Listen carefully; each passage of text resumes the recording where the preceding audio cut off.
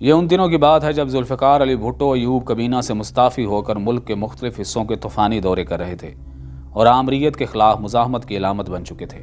یہ 7 نومبر 1968 کی بات ہے۔ ذوالفقار علی بھٹو ڈیرہ اسماعیل خان کے دورے سے واپس راولپنڈی لوٹ رہے تھے۔ کتاب سورج پر کمند کے مطابق ان کی واپسی کی اطلاع پر طلبہ نے فیصلہ کیا کہ کالج سے باہر آ کر ان کا خیر مقدم کیا جائے۔ اس طرح ایک ابھرتے ہوئے رہنما کے طور پر راولپنڈی میں انہیں خطاب کا موقع بھی مل جائے گا اور حکومت کے خلاف عوامی جذبات کے اظہار کی ایک اور صورت بھی پیدا ہو جائے گی۔ کتاب کے مطابق بھٹو صاحب نے اس موقع پر جیپ کی چھت پر کھڑے ہو کر طلبہ سے خطاب کیا اور آگے بڑھ گئے، لیکن طلبہ کا جوش و خروش ان کے جانے کے بعد بھی برقرار رہا۔ اس دوران میں ٹریفک معطل ہو گئی، جسے بحال کرنے کے لیے لاٹھی چارج کیا گیا، لیکن پولیس اس کے باوجود طلبہ کو منتشر کرنے میں ناکام رہی، جس پر ان پر فائرنگ کر دی گئی۔ اسی فائرنگ کا نشانہ بن کر عبدالحمید نے موقع پر ہی جان دے دی۔ حسام الحق، جو بعد میں national security federation NSF Punjab کے صدر منتخب ہوئے، اس کتاب میں بیان کیے گئے واقعے کی تصدیق کرتے ہیں، لیکن ایوب خان کے سیکرٹری اور ادیب قدرت اللہ شہاب نے اپنی خود نوش شہاب نامہ میں یہ واقعہ مختلف انداز میں بیان کیا ہے۔ قدرت اللہ شہاب لکھتے ہیں، طلبہ کا ایک گروپ طور خم وغیرہ کی سیاحت سے واپس آ رہا تھا۔ راولپنڈی پولی ٹیکنیک انسٹیٹیوٹ پہنچتے ہی پولیس نے انہیں روکا اور الزام لگایا کہ وہ لنڈی کوتل کے باڑہ مارکیٹ سے بہت سا سامان سمگل کر رہے ہیں، اس لیے ان کی تلاشی لی جائے گی۔ یہ ایک بندہ بندایا سا معمول تھا کہ بہت سے سیاح لنڈی کوتل کے باڑہ بازار سے کچھ خرید و فروخت کا سامان اپنے ساتھ لایا کرتے تھے اور ان سے کبھی کوئی باز پرس نہ کی جاتی تھی۔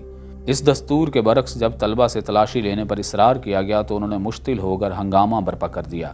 پولی ٹیکنیک کے بہت سے طالب علم بھی اس میں شامل ہو گئے۔ پولیس نے جی بھر کے آنسو گیس اور لاٹھی چارج کا استعمال کیا اور جب صورتحال قابو میں نہ آ سکی تو انہوں نے گولی چلا دی، جس سے ایک نوجوان طالب علم عبدالحمید جاں بحق ہو گیا۔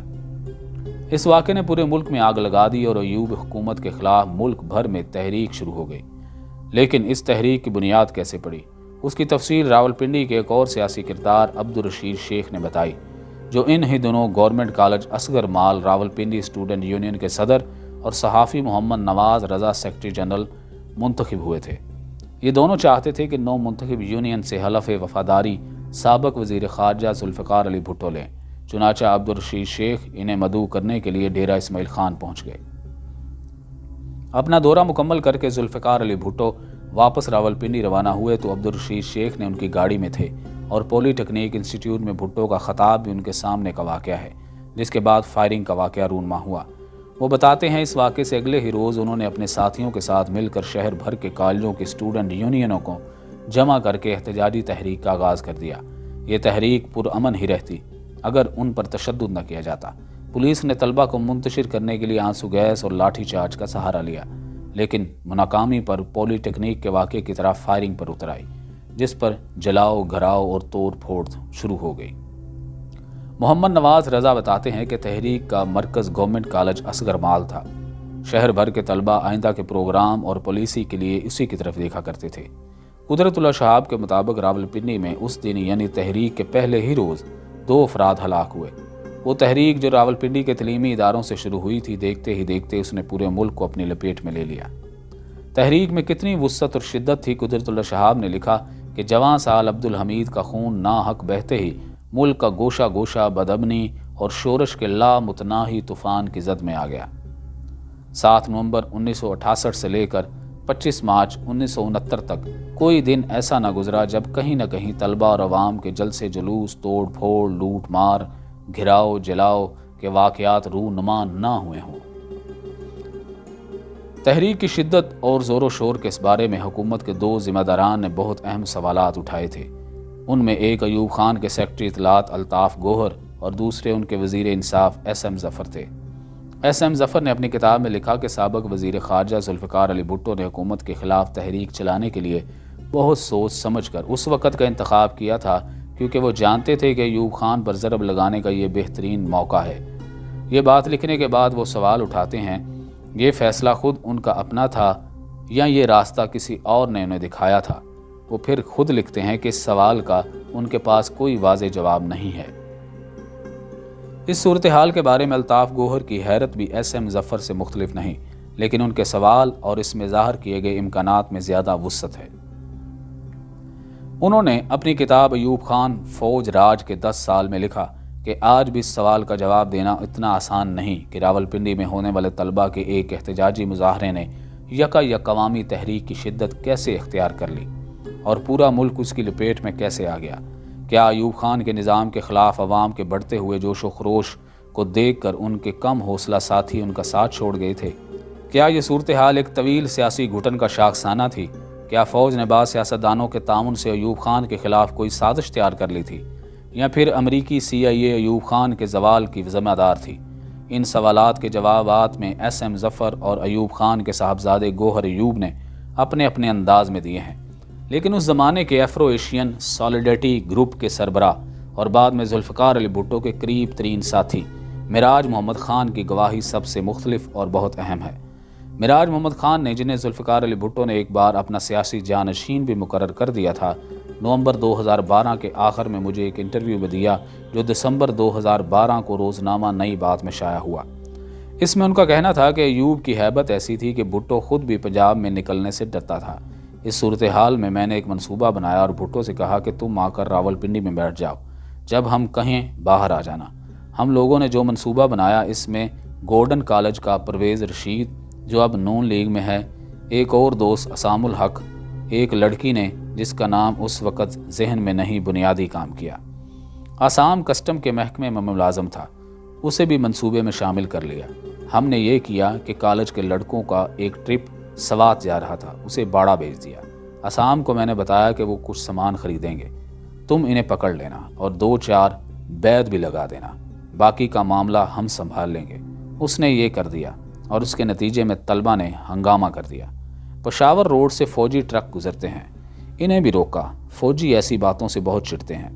فوجی سول انتظامیہ پر چڑھ دوڑے۔ سول انتظامیہ نے صدر کے علاقے میں فائرنگ کر دی، جس سے ایک طالب علم شہید ہو گیا۔ یہ ہو گیا تو میں نے بھٹو سے کہا کہ باہر آ جاؤ۔ وہ جھجک رہا تھا، لیکن میرے کہنے پر صدر کے علاقے میں آ گیا اور ایک شاندار تقریر کی، اپنا گریبان پھاڑ ڈالا اور کہا کہ ان معصوم بچوں کو کیوں مار رہے ہو؟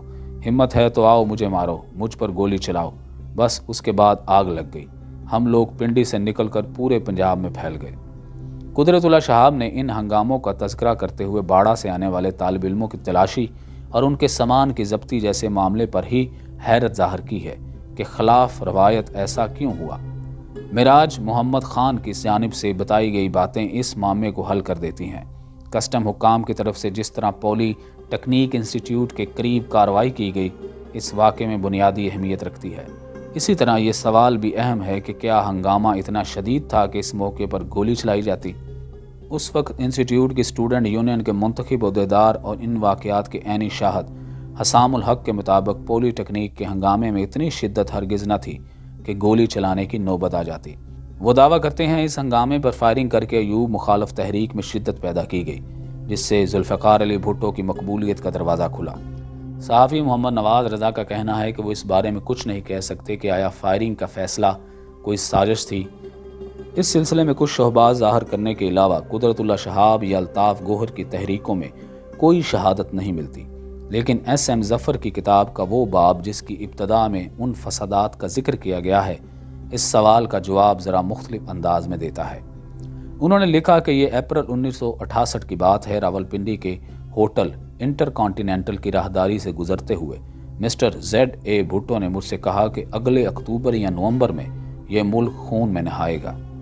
اس غیر معمولی انکشاف پر SM ظفر اپنے رد عمل کے بارے میں لکھتے ہیں کہ میں نے ان بھٹو سے بالکل نہیں کہا کہ وہ اپنے انکشاف کی وضاحت کریں، کیونکہ میں جانتا تھا وہ طلبہ کی اس ممکنہ بدامنی کی بات کر رہے ہیں جو اکتوبر میں کالج کھلنے کے بعد متوقع ہو سکتی تھی۔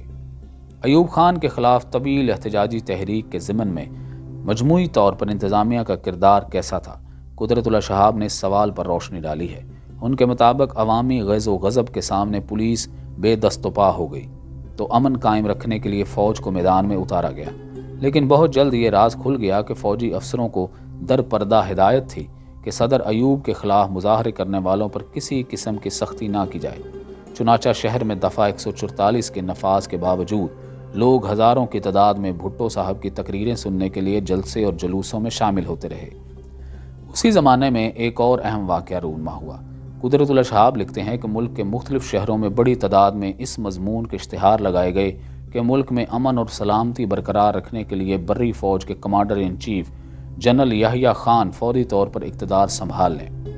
انٹیلیجنس کی تحقیقات کے مطابق ان اشتہارات کے پس پشت فوج کے سربراہ جنرل یحییٰ خان کے لنگوٹیے دوست مسٹر الوی کا ہاتھ تھا، جو ایک بینک کے مالک تھے۔